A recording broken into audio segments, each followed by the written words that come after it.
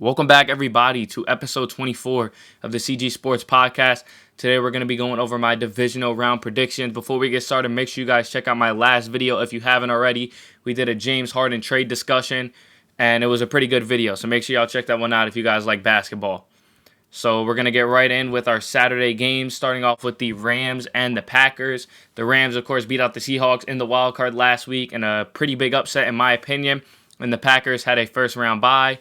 Rams wide receiver Cooper Kupp is going to be questionable for this game with a knee injury. It looks like he's going to be a game-time decision. He practiced limited on Thursday and Friday, so I do expect him to suit up and play. This game overall going to be a really good one. It's going to be a matchup of a top 3 offense and, of course, the Green Bay Packers and a top 3 defense in the Los Angeles Rams. Key matchup, of course, being Davante Adams, who's arguably a top 2 wide receiver in the league, and Jalen Ramsey, who's a top 2 corner in the league. Packers have other solid receivers, though, in Marquise Valdes-Scantling and Allen Lazard. So for the Packers on offense, I'm expecting a heavy passing attack. Look for lots of drag routes, out routes, and corner routes. That's what Green Bay seems to run the most often. I'd expect a lot of that there. I'd also expect the occasional screen pass to either Aaron Jones or one of their quicker receivers. They like to do that a lot as well. And for the Packers on defense, I'm expecting a lot of zone coverage from Green Bay. That's usually what they run. We get an occasional linebacker blitz, so I'd be looking out for that. For the Rams, on the other hand, on offense, they are going to have their quarterback Jared Goff playing with an injured thumb. He played with it last week as well. I'd expect a similar offensive approach as we saw last week. A lot of checkdowns to the running back Cam Akers, lots of play action, and a lot of passes to the tight ends. On defense, I'm expecting a majority of man coverage from the Rams, and I think they're going to test that matchup with Davante Adams very early on and take some chances running man coverage, maybe switch some guys on and off of him. And I'd expect a pretty man approach, to put it simply. I'm expecting mostly man-to-man from the Rams. I'd be looking for Aaron Donald as well. We all know he's probably the best defensive player in football right now. I'm expecting him to stuff the run game and puts lots of pressure on Aaron Rodgers. This game is going to be very exciting. For the Rams, I think Jared Goff throws a touchdown and Cam Akers will be able to rush for 1. And for the Green Bay Packers, Aaron Rodgers is going to throw 2 touchdowns, Aaron Jones rushing for 1, and the Packers win this game 36-23. So the next Saturday game we've got is going to be between the Baltimore Ravens and the Buffalo Bills, easily the most exciting game this week. Ravens beat out the Titans last week in their wild card game, and the Bills knocked out the Colts last week in theirs. So no major injuries in this game, which I'm really happy about because sometimes players being hurt just kind of ruins the game and even sometimes changes the outcome. So this is obviously going to be a battle between 2 young stars in this league that are clearly going to be here for a long time in Josh Allen and Lamar Jackson. Both these teams are pretty elite on both sides of the ball. Starting off with the Ravens offense, I think they're going to be going with a heavy passing attack on Saturday night. Last week, we saw lots of rollout plays for Lamar. I'd expect more of that. We saw a lot of him rolling out to the right or to the left and making throws to the sideline to either the receivers or a tight end. I expect more of that. They had a lot of success with it. We'll see more of it on Saturday night. I'm also expecting a lot of throws towards the sideline, as I said, crosser routes, slant routes, just routes that go over the middle and end on the sidelines. We saw a lot of that last week too. I'm also expecting Lamar Jackson to make good use of his running ability as always.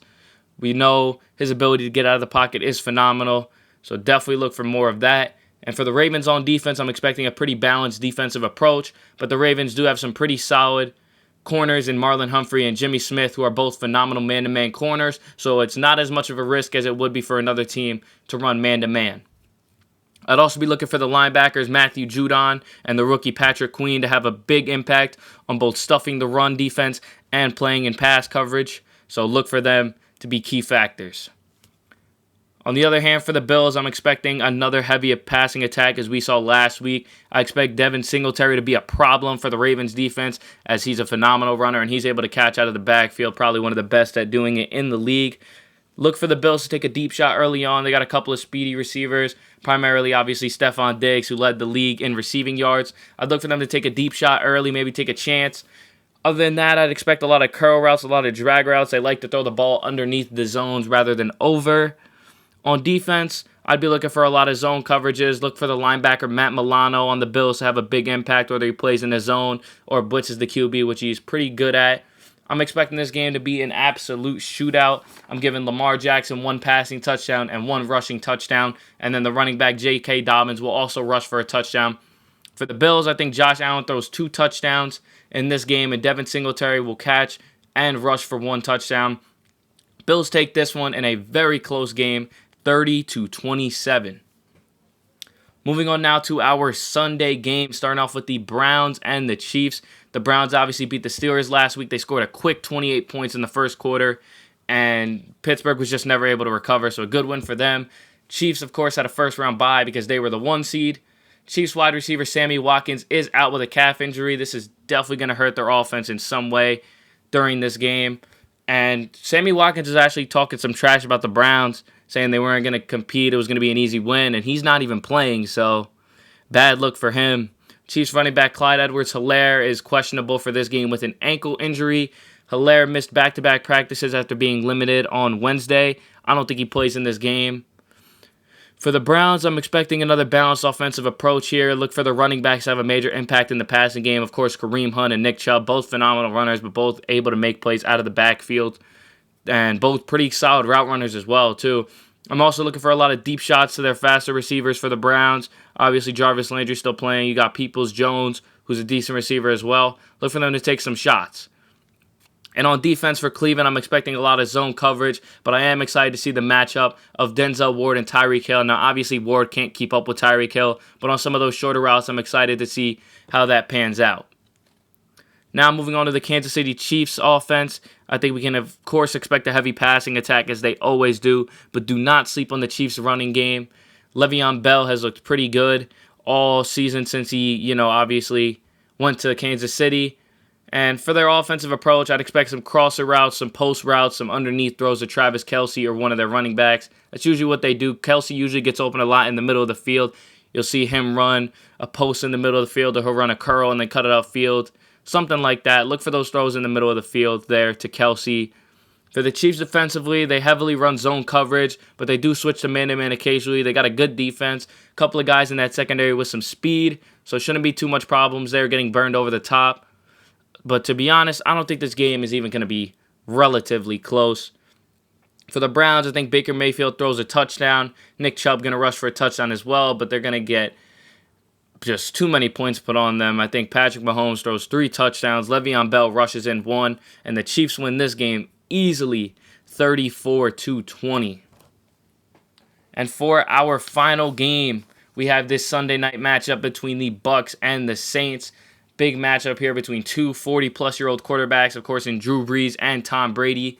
The Bucs beat the Washington football team last week and didn't really beat them by much. Taylor Heinicke showed out, had a pretty good performance, and the Saints also took down the Bears in a game that you may or may not have watched on Nickelodeon. So I'll probably speak on that some other time. But Bucs running back Ronald Jones is questionable with a quad injury. Jones had limited practice on Thursday and Friday. Coach Arians says he will be a game-time decision. I think he's going to play. He should be just fine. For the Saints, their running back as well, Latavius Murray, is also questionable with a quad injury. He didn't practice on Wednesday or Thursday, was limited on Friday, didn't really do too much in practice. I don't think he plays in this game. I don't think he got enough of the game plan, got enough reps in to be really prepared to play in this game, so I don't think we're going to see Latavius Murray. Also for the Saints, their quarterback Taysom Hill is questionable with a knee injury. He practiced fully on Thursday and Friday, so I do expect him to play, which is going to be huge for the Saints because obviously Taysom Hill is not just a quarterback. He could play tight end, he could play running back, he could play wide receiver, he plays special teams. He really does it all for them. So he'll be a big factor if he's able to play, which I do think he will. For the Bucs offensively, we could expect a pretty balanced offense. Their running backs, Ronald Jones and Leonard Fournette, are great at playing out of the backfield, but they're also great runners. Obviously, they picked up Leonard Fournette from Jacksonville this year, and I think he's going to have a big impact. The key matchup, of course, that we've been looking at is the corner Marshawn Lattimore and the receiver Mike Evans, but it's going to be a tough task for the Saints as Mike Evans is no longer the only good receiver on this team anymore. Of course, you got Chris Godwin, you got Scotty Miller, and even Antonio Brown out there now. I'm expecting both these teams to go back and forth. Look for lots of check down passes from Tampa Bay, similar to what we saw in New England. We see a lot of short throws there. And, of course, we got to worry about Rob Gronkowski there in the middle of the field. He's able to make some plays. So, yeah, look for checkdowns from Tampa Bay. They do take the occasional deep shot to either Scotty Miller or Chris Godwin, as those guys are the faster receivers on the team. They're able to get down and break over the top of those zone coverages. So look for the occasional deep shot from them. For the Saints offense, I'm expecting a pretty balanced offense for them as well. Mike Thomas, I think, is going to be able to have a day. Obviously, the Bucs defense is really good, but I think Mike Thomas is going to be able to break free, burn those corners, and just get open, make some catches. Taysom Hill, as we said, should also have a major impact on the offense wherever he decides to play. This game should pretty much be a whole lot of offense. I think Brady and Breeze both throw for 3 touchdowns in this game. Both Alvin Kamara and Leonard Fournette able to rush for a touchdown. So it's obviously going to come down to the final couple of minutes here in a drive. And listen, the Saints blew out the Bucs both times they played in the regular season. I really can't take the Bucs here. So I think the Saints pull this one out simply by playing better defense than the Bucs. And the Saints win this one 37-34. That's going to do it for our divisional predictions. Appreciate all you guys coming through and listening. Make sure y'all follow all my socials. Those will be in the description. Make sure specifically to follow the Twitch CG Sports with 2 S's at the end. We're doing daily sportscasting every single day covering Madden games. Just having some fun, and we do some gaming streams as well. So make sure y'all drop a follow on that. Thank you for listening, and I'll see you guys in the next one. Peace.